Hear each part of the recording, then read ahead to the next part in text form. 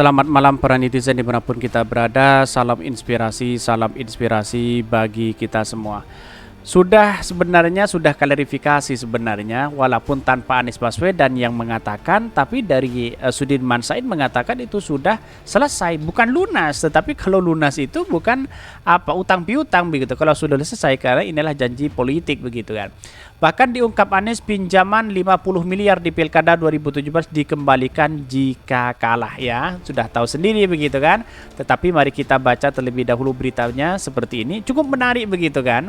Ini beritanya cukup menarik juga begitu kan. Diungkap Anies pinjaman 50 miliar di Pilkada 2017 dikembalikan jika kalah. Ini kan sudah menang ya. Terus Sandi yang ninggalin karena nyawapres tapi gagal. Kok jadi dikatakan utang? Betul sekali begitu kan. Itu berarti harga kursi Wagub DKI senilai 50 miliar. Mahal amat ini. Mau maju aja harus minjem, tentu kan enggak ada duit lah. Logikanya duit dari mana ngembalikannya kalau kalah ini? Kalau enggak jujur sama Sandi, bingung sama mikirin alur pikirnya Pak Sandi ini, betul begitu kan. Kok bisa berani seperti itu? Ya karena memang ingin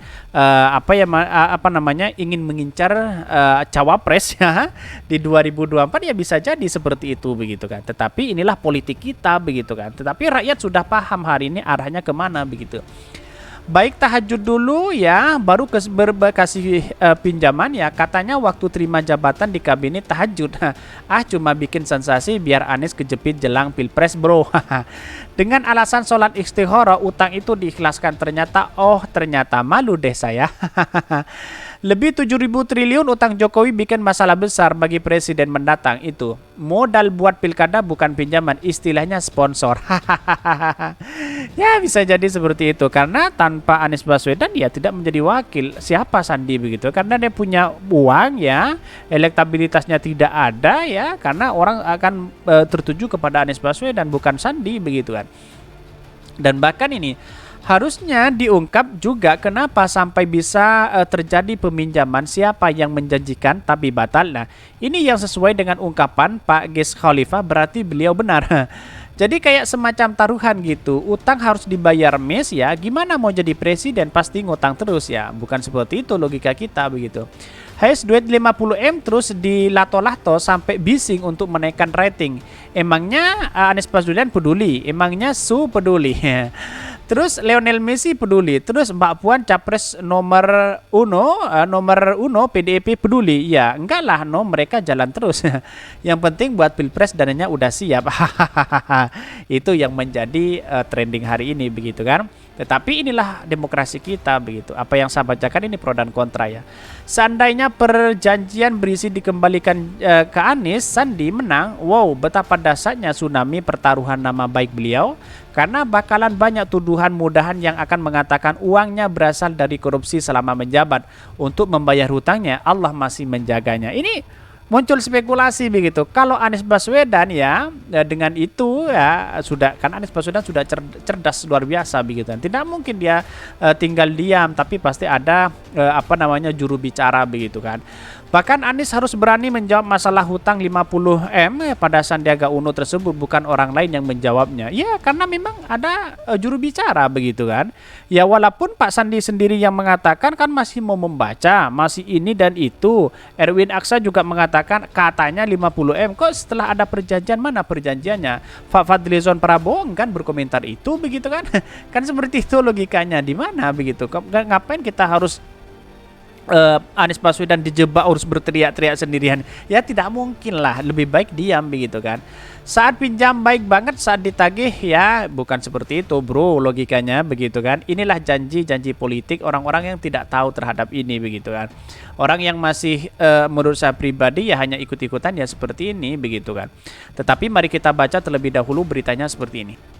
Ini beritanya diungkap Anies pinjaman 50 miliar di Pilkada 2017 dikembalikan jika kalah ini. Dikutip dari Gelora, rumor tentang pinjaman uang sebesar 50 miliar oleh Anies Baswedan kepada Sandiaga Salahuddin Uno saat maju di Pilkada DKI Jakarta ternyata punya fakta yang berbeda dengan yang disampaikan oleh Wakil Ketua Umum Partai Golkar Erwin Aksa dalam podcast Akbar Faisal. Jadi Mas Anies Baswedan tadi pagi via telepon minta saya menyampaikan hal-hal terkait perjanjian pada saat Pilgub Jakarta kepada teman-teman wartawan, ujar pendiri lembaga survei Kedai Kopi Henry Satrio kepada kantor berita politik RM. Bahkan dia menyatakan dalam perbincangannya dengan Anies, sosok yang karib disapa Hensat ini mendapatkan pengakuan bahwa memang ada perjanjian utang piutang dengan Sandiaga Uno. Memang ada perjanjian pinjaman yang kemudian sudah selesai karena Anies Baswedan dan Sandiaga Uno memenangkan Pilgub di DKI Jakarta tahun 2017 ya. Ini kan perjanjian begitu kan. Seolah-olah ya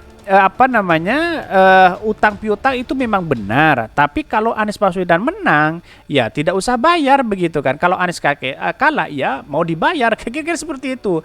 Ini bukan sebenarnya kalau hari ini bukan sudah lunas tapi sudah selesai. Ini kan perjanjian politik begitu kan. Bahkan dia mengatakan ini yang menegaskan perjanjian seharusnya antara Anies dan Sandiaga memang memastikan utang piutang akan dibayarkan apabila mereka berdua kalah di Pilgub DKI Jakarta tahun 2017. Maka Anies Baswedan harus mengembalikan pinjaman itu kalau kalah. Tapi kalau menang selesai. Jadi artinya tidak perlu dikembalikan pinjaman itu. Demikian Hensat menambahkan. Ini kan sudah adalah klarifikasi sebenarnya dari Anies Baswedan begitu kan. Karena yang ditunjuk ini adalah oleh Hensat ya untuk membicarakan ini ya. Ini kan sudah ada sebenarnya klarifikasi, ngapain kita harus Anies Baswedan yang membuat pernyataan lagi begitu kan. Padahal kan ya menurut Hensat ini ya Henry Satrio ini benar bahwa ini kan sudah selesai begitu kan. Tanpa kita harus mengkorek-korek lagi bahwa ini punya utang punya itu, dan bahkan statement Pak Sandi seolah-olah Anies Baswedan punya utang begitu kan. Padahal utang itu sudah lunas dengan perjanjian itu kalau Anies Baswedan menang begitu kan. Karena pada hakikatnya kan Anies Baswedan menang begitu.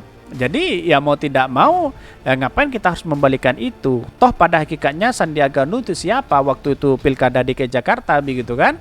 Kalau dia calon sendiri ya siapa mereka begitu, karena dia punya uang banyak begitu kan. Terus kemudian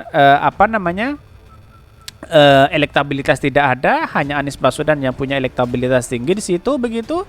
Ya karena dorongan itulah yang kemudian menjadi cikal bakal bahwa Anies Sandi itu terpilih di Gubernur DKI Jakarta itu. Kan menarik juga sebenarnya. Ini kan sudah ada pernyataan begitu kan dari Anies Baswedan sendiri melalui Henry Satrio kepada kantor berita politik RMOL di Hotel Novotel Cikini. Ini kan menunjukkan bahwa Anies Baswedan sudah memberikan klarifikasi.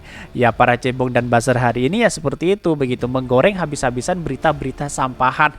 Ya seolah-olah Anies punya hutang, padahal itu bukan hutang ya. Ya memang ada utang piutang, tapi bukan berarti itu lunas begitu, tetapi itu sudah selesai. Lah artinya kalau utang piutang kan lunas, ucapannya kan lunas, tetapi ini bukan, tetapi ini selesai karena ini adalah merupakan janji politik. Utang piutang yang merupakan janji politik begitu kan, perjanjian utang piutang dengan dengan kondisi politik waktu itu begitu kan.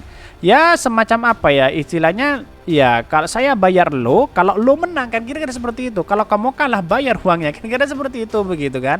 Jadi apa yang menjadi permasalahan hari ini begitu kan? Mungkin Pak Sandi itu tidak mengerti terhadap apa yang selama ini. Menurut saya pribadi ya blunder sekali Pak Sandi begitu. Citranya sudah baik di masyarakat ya, elektabilitasnya juga baik ya. Dengan pernyataan ini yang kemudian diharapkan adalah pendukung-pendukung pro pemerintah akan mendukung Anies Baswedan, akan mendukung Pak Sandi, ya tentunya tidak begitu kan. Malah ini melunder menurut saya pribadi. Kira-kira seperti itu.